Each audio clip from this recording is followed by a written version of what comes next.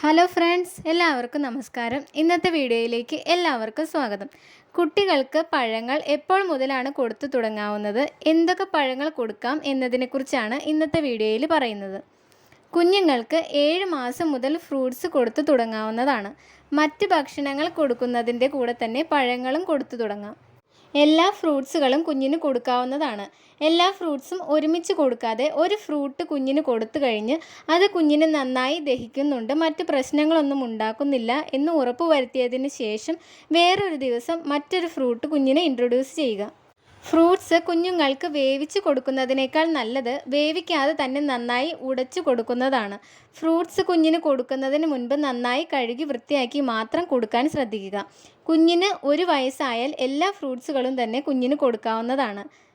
Fruits കൊടുക്കുന്നുണ്ട് എന്ന് കരുതി മറ്റ് ഭക്ഷണങ്ങൾ കൊടുക്കാതിരിക്കാൻ പാടില്ല. മുന്തിരിങ്ങ കൊടുക്കുമ്പോൾ ഡെയിലി കൊടുക്കാതിരിക്കുക, കാരണം ഇത് കുഞ്ഞിൻ്റെ വയറിൽ നിന്നും ലൂസായിട്ട് പോവാൻ ഇടയാക്കും.